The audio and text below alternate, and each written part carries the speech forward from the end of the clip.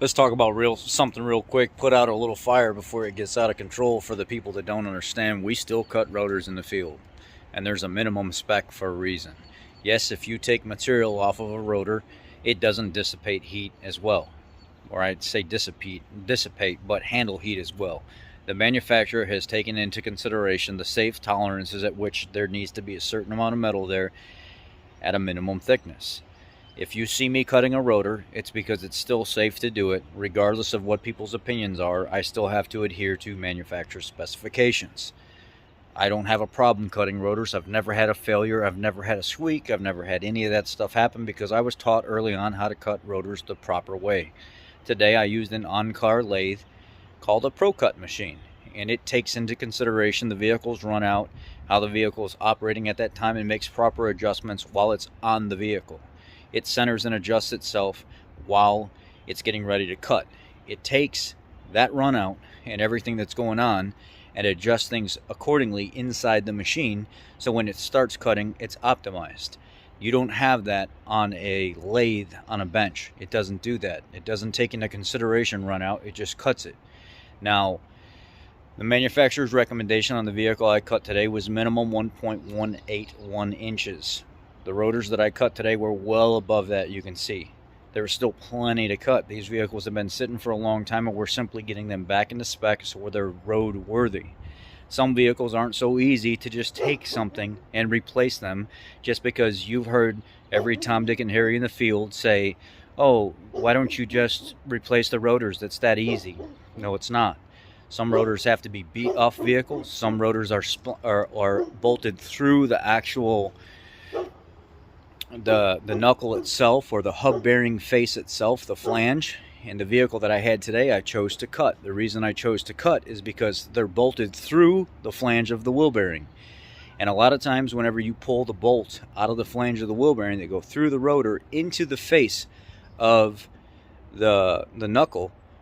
Those bolts are rotten and rusted and everything else. You're having to beat the flange, you're having to beat the rotor back, and what are you doing when you're doing all that? If you've got that rusty of a rotor and that rusty of a hub face, and everything's already set the way it is, and you're having to knock this stuff out of there and heat this stuff out, you run the risk of throwing that wheel bearing that is not currently having a problem out of whack.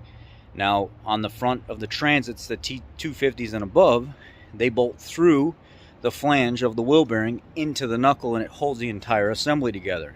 So although the peanut gallery has come forward and said, why don't you replace them? Everybody says it's cheaper to replace them. Yeah, are you going to pay the $200 for the customer's wheel bearing when I have to pull those bolts out of there and beat the hell out of that rotor to get it off of there and knock the wheel bearing out of the knuckle assembly? No. So although you might find on a 2006 Lincoln Town Car, knock the hell out of the rotor, pull it off of there, and pay $75 for a new rotor, $100 for a new rotor. Hell, prices have went through the roof right now. Unless you're getting some kind of aftermarket stuff, you're going to actually end up costing the customer more money by doing that, because while you're beating the rotor off of the knuckle assembly, and then you're having to beat the knuckle out of the rotor and the bearing assembly out of the knuckle itself, knocking all that rust and stuff loose. Now you've created a problem. Now you've knocked rust into the wheel bearing. You've knocked something out of balance that, yeah, you're saying to yourself right now, well, if it's that bad, it was going to have to be replaced in the future anyway. Well, are you going to tell that to the customer when they came in for a basic brake job, but yet they have $400 in wheel bearings now that they're having to install? And then you're cleaning up, adding an hour labor on top of it, an hour and a half labor on top of it, extracting bolts that are broken? It's not that easy. So if you have a Pro Cut machine and you have a wheel bearing that's, maybe it's rusty, maybe the knuckle assembly is not in the best shape, but everything at that time is functioning exactly as it should, with no noises, no scrapes, no debris coming out of it.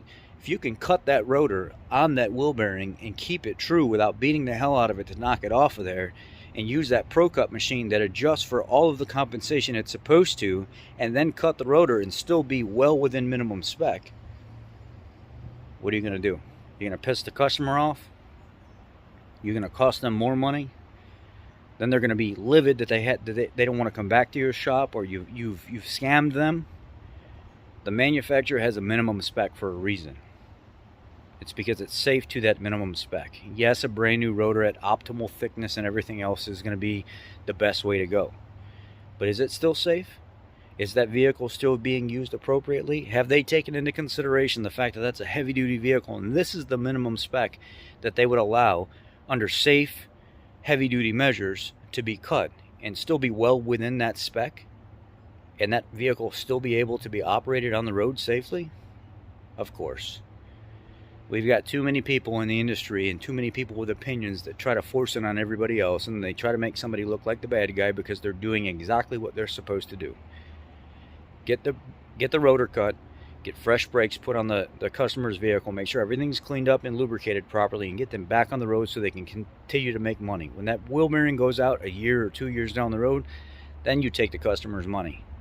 Then you address that, because then at that time, that is something that has been created by the customer driving that vehicle, not something you created while you were trying to do a simple brake job. Everything is not all about replace all the time. We complain about a society that wants to do nothing but replace things all the time, but yet when somebody's doing the job correctly within the means of the specification that rotor is designed to be operated, we complain because something's not replaced. So what is it? Are we a replace society, or are we a let's do the job right? Let's get the customer taken care of. Let's get them back on the road safely within the specs of what that manufacturer designed that rotor to be, and not steal a bunch of their money for no reason. You decide.